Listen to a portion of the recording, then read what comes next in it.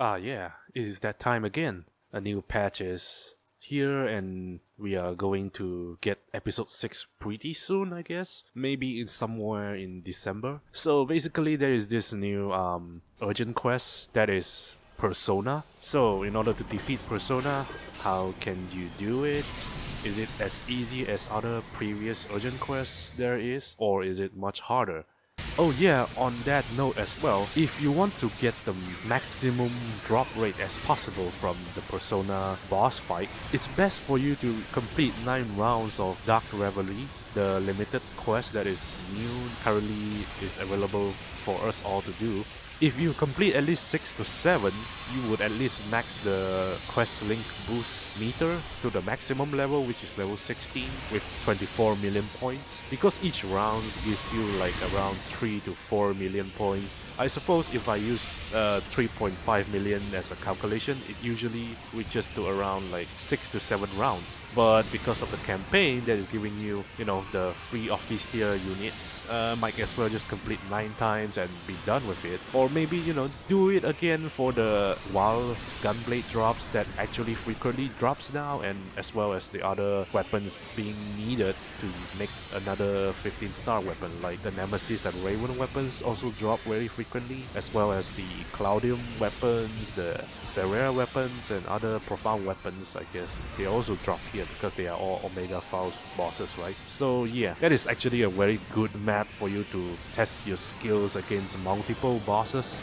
so you prepare to be hurt a lot because these bosses actually deals a lot of damage as well, because they are the Omega variants, they are not the normal variants.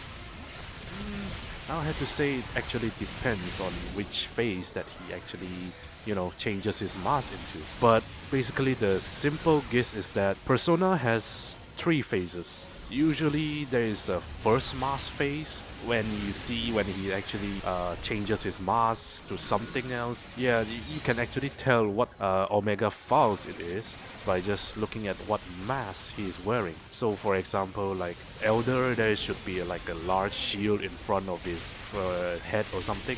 That is actually, it looks like a very tribal kind of shield, but it represents Elder pretty nicely because of his arms and stuff like that as well. And for something like Dranbol or Gemini, it's much more like a circular kind of a chompers kind of guy going on there, and you can actually recognize that if you look closely. And for all of these masks, they actually have different patterns. You need to figure out the patterns, and you have to get used to it and probably memorize all of it if you want to be very efficient on how to deal with all of them. For example, if you're dealing with Elder's mask, I guess, in order to hold him, like make him to fall closer to the platform instead of you to keep trying to find ways to actually hit his head, you need to break all his arms. And the same thing goes for other phases as well. You need to break something that is actually obviously a weak point.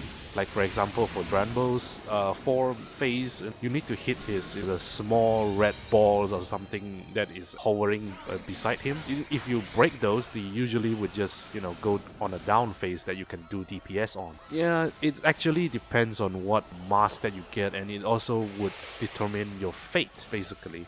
Certain classes are able to deal with certain phases easier than others, so it's best to work around with your teammates, or just maybe discuss with your group or your party members about how to deal with it. And of course, there is this final phase where he actually transforms into Persona himself, which is basically the combination of all of Dark Fauses, from Elder, Apprentice, Lutherer to Gemini. Everything you faced before, I guess, is all into this form. And in this phase, he'll be very, very aggressive, especially in his front side, because at least his weak spot is actually now exposed, which is his heart. You look at his body closely, you can see there is actually a weak point there. His mask is actually breakable as well, if I'm not wrong.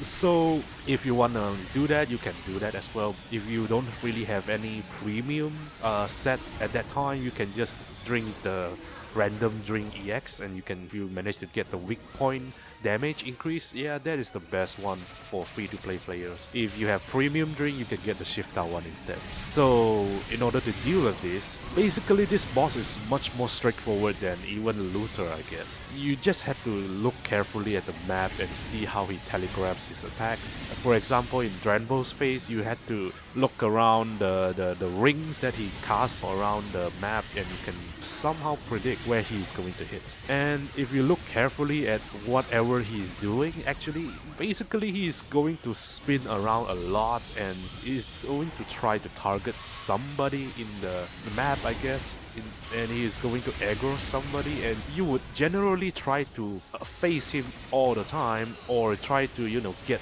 behind him in order to avoid most of his attacks. And yeah, if you get used to it, you'll be able to deal with him very easily.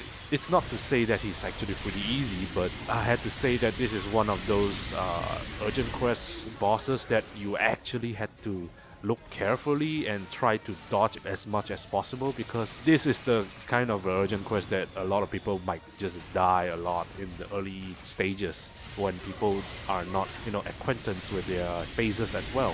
So get used to it, and I think everybody will be doing very well against it sooner or later.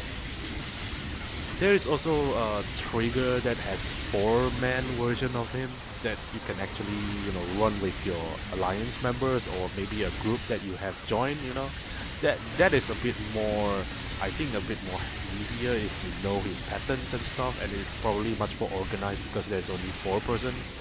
And it's because of the scaling factor.